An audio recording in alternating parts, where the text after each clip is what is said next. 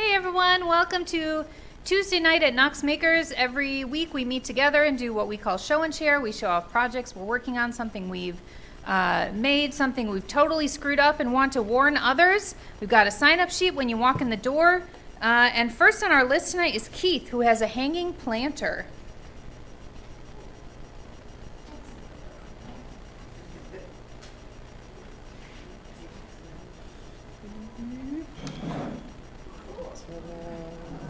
Hello. I do a lot of work with kind of bicycle parts and turned wood to kind of make vase and flowers. This was a kind of the first go at doing something a little bit different. I wanted to do a kind of like a hanging planter for a while. That's something I was kind of thinking. And instead of having the flowers traditionally kind of all coiling up like I've been doing, kind of wanted them all draping downward. So I've kind of got my hands on a bicycle hoop that I thought would have been a good size to keep it a little bit more squat, but not being too large, and then still being able to kind of get the size of it and everything that I wanted. So I thought it turned out pretty good. Kind of things I'd like to work out a little bit better is kind of this did work good for holding it, but finding a clean way to terminate the braided aluminum to be able to bolt it on. Maybe could do something a little bit better with that, but overall it's been pretty good. This is some neat cedar that was from a down tree that a relative had. Unfortunately, I'm out of it. It's got this really cool, like, kind of burst of that white wood grain that comes through that kind of red. And then cedar on the base as well. And then the kind of backings of the flowers are made of either oak or walnut wood. Everything is bicycle parts, with the exception of the kind of braided aluminum wire and then the kind of shot glasses that come on, if anyone's familiar with Tin Cup whiskey, it's a Canadian whiskey, and those are affixed to the lid that you get with the bottles. So I've got an embarrassing amount of those floating around my garage right now. But yeah, I was like, I know, eventually these will be something really slick. If I just drink enough of it, it'll tell me how to do it. So it got me here anyways. So yeah. But, yeah. Anyone have any questions at all? Yes, sir. Oh, what's that? Oh, yeah. So I basically just took. Gosh, what did I wrap that around? So it was 2 strands of wire that I braided. These are 3 that I traditionally do. So like it was a little bit of a smaller braid, and then I clamp it in a vise and then put the other one in a drill. That's how I kind of spin it into the braids. So I left a length on the end of it about this long, and basically just took the 2 pieces and bent them around a dowel rod. So it kind of created like a ring basically, and then just did a washer and a screw right through the ring, and it just kind of pinched it to the wood. So yeah, it works and it's plenty strong. Maybe I can figure out a way to like clamp something on the end of it so it has just a little bit of a cleaner fit and finish, because you can kind of see the 2 pieces of the wire where I cut it kind of poking out from underneath the washer. So it's not bad, but if you're gonna kind of nitpick it aggressively, I guess that would be like the one thing I like to do a little bit better. How long would you like? This one is a little bit longer than a lot of my ones do. I'm pretty rapid now because I've been doing this kind of style for about a little bit over a year now. So I've gotten some pretty good ways to kind of get it together, but probably around like 15 hours maybe in this one. I do a ton of sanding, which is probably a grimace for some people, but yeah, I like to be super close and not see any like weird, chisel marks or imperfections in it. So I get a little carried away with that sometimes. I need to explore more downtown, but I do a ton of stuff at the Arts and Culture Alliance Emporium downtown. I've shown there a few times. I've had things in the airport gallery at McGee Tyson. I'll have something in the exhibition that starts next month. Let's see, where else have I had some stuff at? Kind of working on getting in Curio, which is like the bottom of the Tennessean. That's got a cool gallery there that I think Dogwood Arts is affiliated with, and putting that stuff together. But yeah, mostly I think as far as I've shown in a few different, like the regional art exhibition on the upper floor of the Emporium, then had in the atrium maybe like 6 months ago, I had like a full exhibit there of this kind of themed stuff. Oh, yes.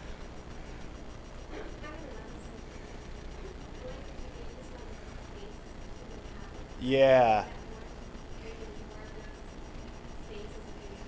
Yeah, I think so. Like most of the time, like when I've been done with them, it's like meant to be viewed like face forward. You know, like everything I've done, I'm like, we're like if you think about like a vase full of flowers, you could pretty much approach it from any angle, and so probably get a good idea of what's going on, like a bouquet. So I was kind of trying to play with that a little bit more.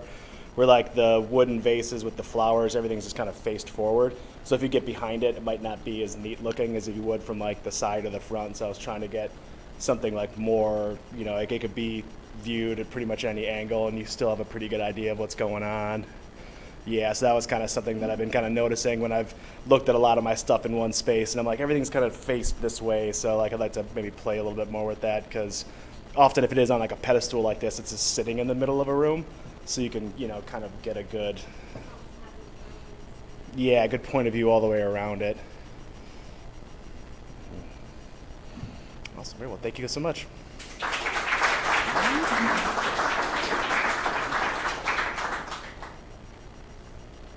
Thank you. That's very cool.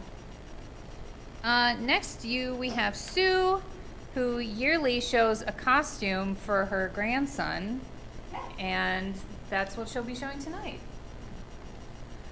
So this is the 2024 installment. He was asked, what do you want to be this year?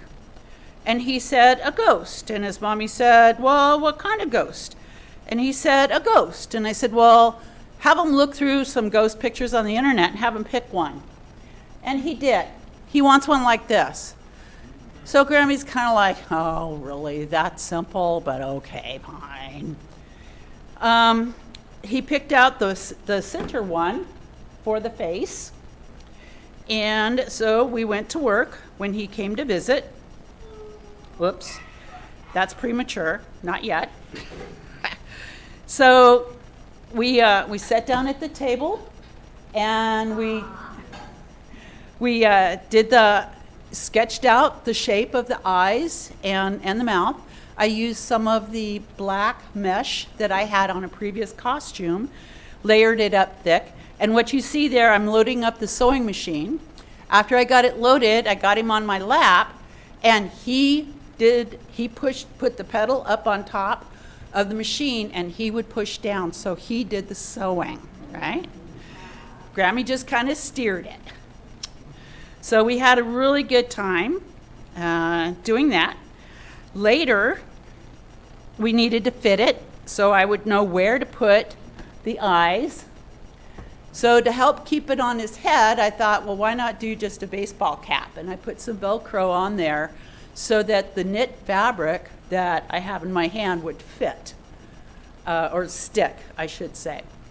And then I marked his eyes and his mouth. When we got all done, he tried it on, and his daddy said, okay, what kind of sound does a ghost make? And I'm hoping this picks up on the mic.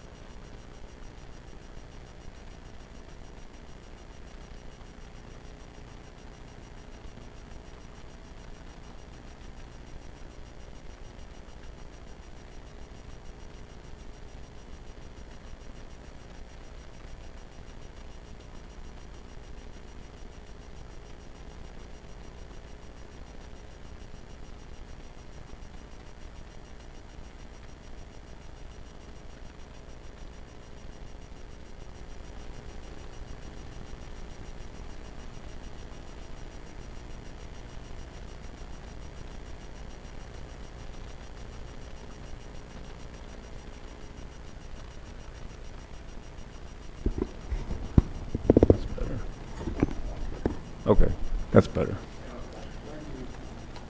This is.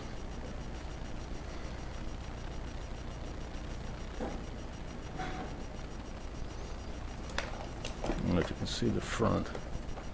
There's the weapon. It was, well, let me show you a before picture. I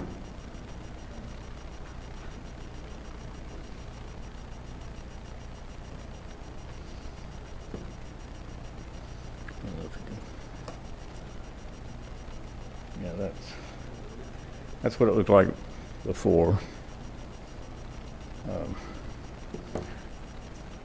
So this was my first true kill switch.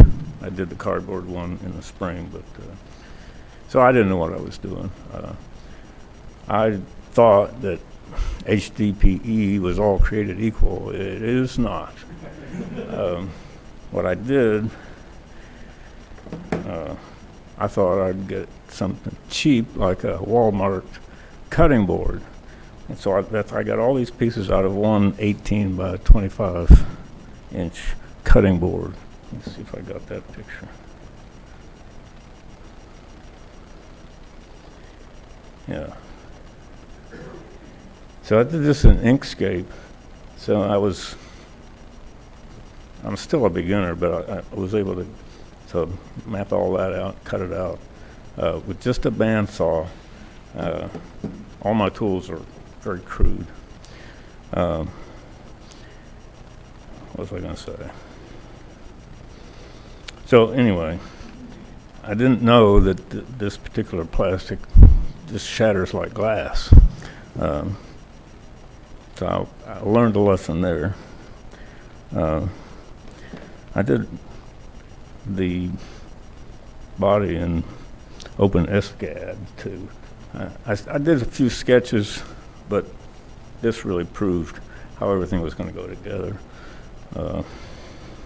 There's the bottom, and so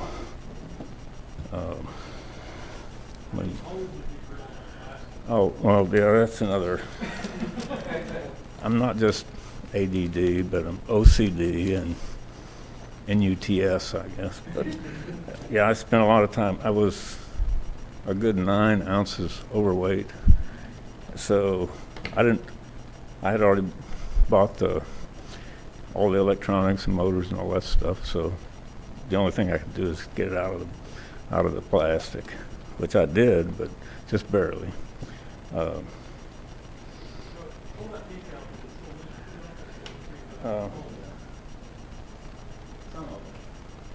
It just shattered.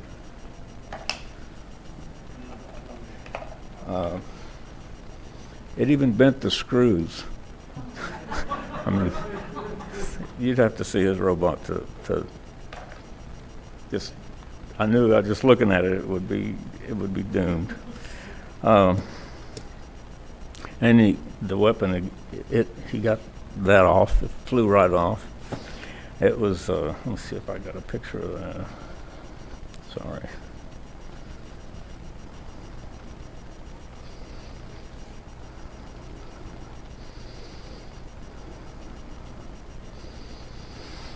Yeah, it's just a.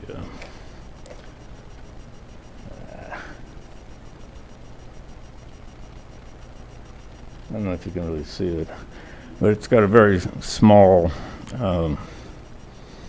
shaft coupler there, I guess you'd call it, and it's just on there with 2 tiny set screws, which do not hold. The blade is pretty stout. It's tool steel, I guess, and that was another challenge. It had a hole too big for the shaft, so I had to make this adapter plate here. But I had to get 4 holes in through that tool steel, and I found a bit, an 1/8 inch mason. It was sort of a masonry bit, made for granite and tile. It didn't have any flutes on it, and that worked. So after I got the weapon together, I was like, well, maybe I can do this. The only other mistake was it was way too low. If you saw the arena, it's got all kinds of bumps and valleys, and so it would hang up on the floor, which it did. So anyway,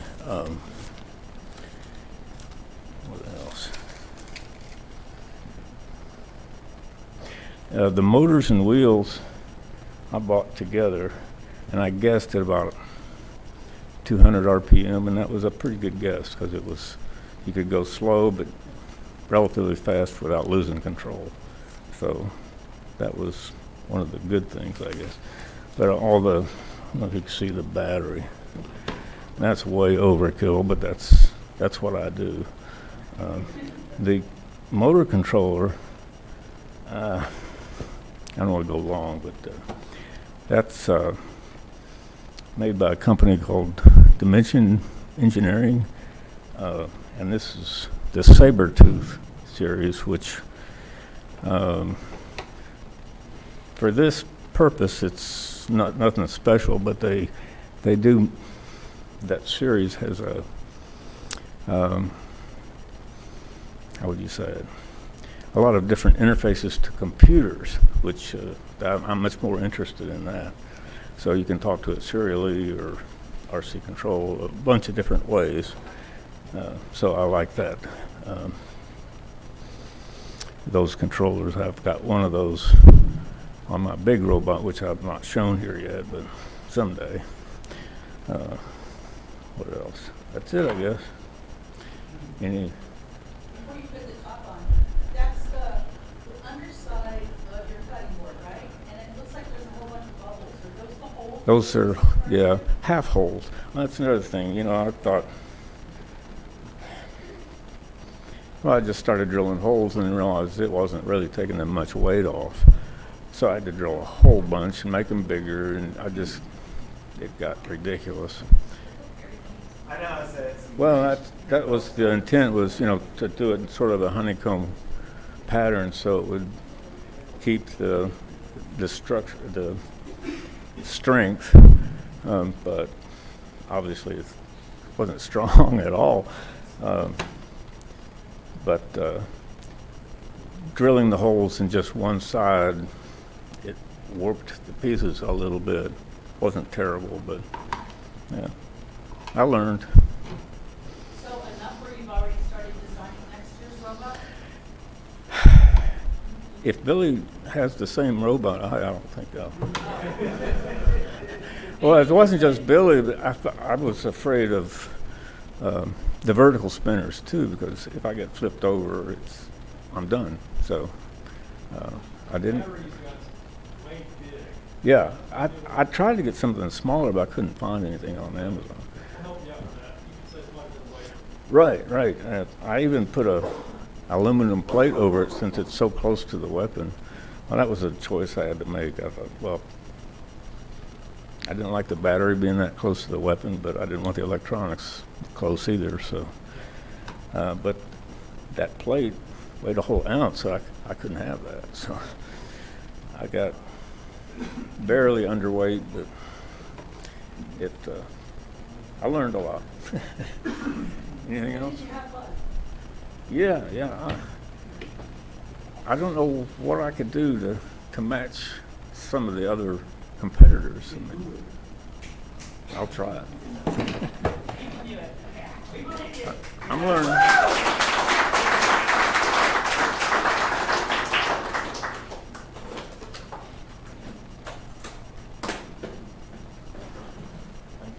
Tom made a very good showing. We're all about spectacle at Kill Switch, so you did the right thing. And I mean, if you went up against Billy first thing, he did good. The last on our list is the long-awaited Lamp Maker Challenge winner. So, Russell, please tell us who got the most votes. I shall do it. I have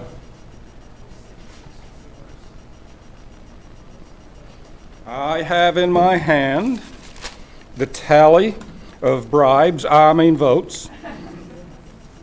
And the one who ended up paying the most, or got the most votes, could I get a drum roll, please? Oh yeah, you guys are good. Number 3, Joe. And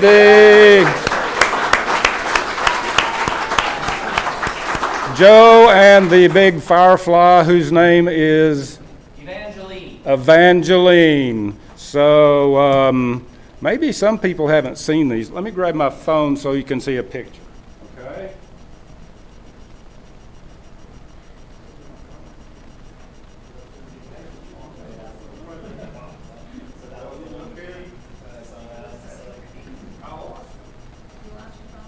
Everybody call Russell Hello. Oh, here it is.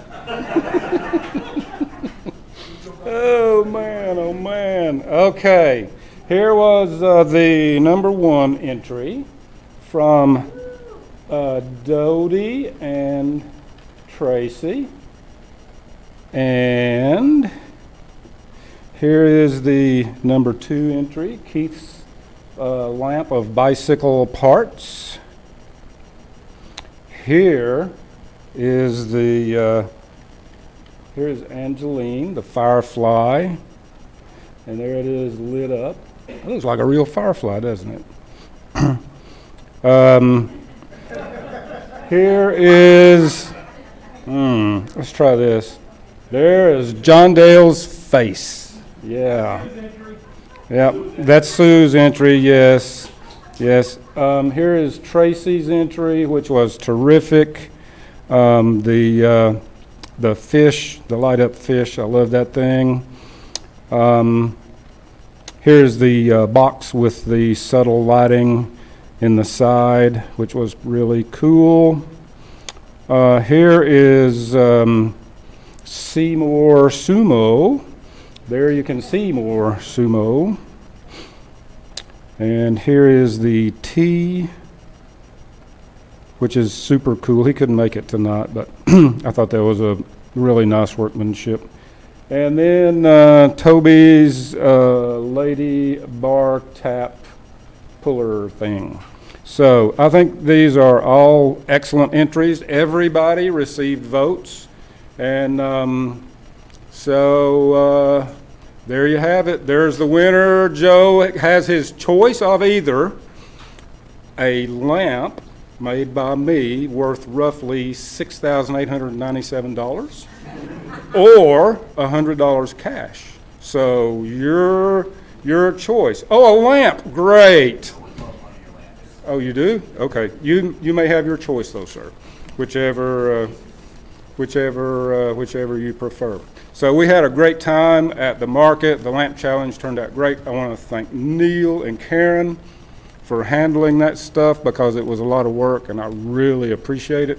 I would have had you make the presentation, but you had an entry, so I couldn't let you cheat. So I know. He tried to cheat. He almost bribed enough to win first place, but not quite. And another thing we need to do, speaking of market and volunteers, I think we need to make as much noise as we possibly can for a leaky. Yeah!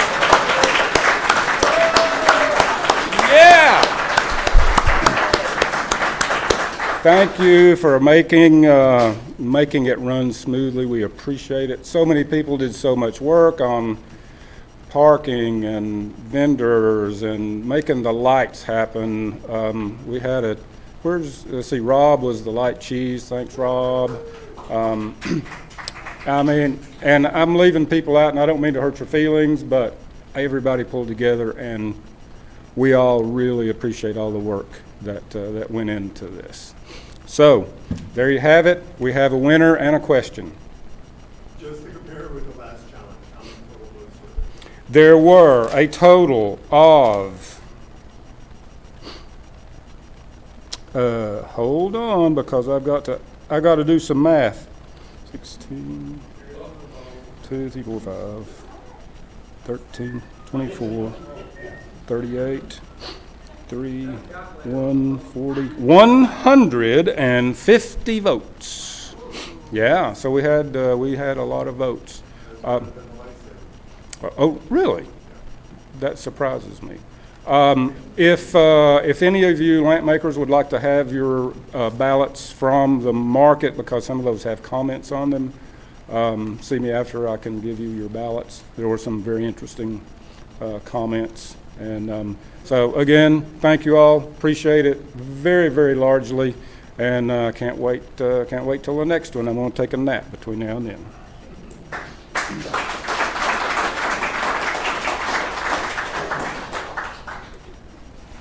Now that the market's over and we all have our lives back, we have more things on the calendar. Tomorrow is a woodworking authorization class.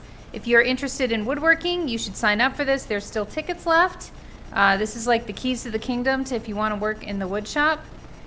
Next Tuesday, we have new members onboarding. If you're interested in membership, it's required to come. If you are not sure if you want to be a member or not, you can come and listen to a little spiel about Knox Makers and how to be a good member, and what you can expect being a member at Knox Makers. Next Friday is Make a Monster class with Lori Kay. You may know her, you may have seen her around. It's not like a Halloween-y monster, it's more like I love myself monster. It's very fun little class. It's very low key, easy. It's everyone very approachable. It's a good Friday night activity and a lot of fun. So I encourage you to check that out. And next Saturday is the Moonraker authorization. If you're interested in getting on the CO2 laser, that is next Saturday. But this Saturday, we have something very special coming up, Stitch and Bitch, in the afternoon. And then afterward, this coming Saturday night is our Halloween spook show put on by our lovely Isaac, who is addicted to Halloween. Here's the official. You should all come out. RSVP if you want to eat pizza and have treats. Isaac usually picks out 2 shows. The first one is less scary, more family friendly. You can bring your little ones or sensitive ones, but the second movie will not be. It will be pure Halloween and a lot of fun. So I encourage you all to come on Saturday. It's right here in the classroom. It's a great time, and that's all I have for you tonight. So go have fun in the shop.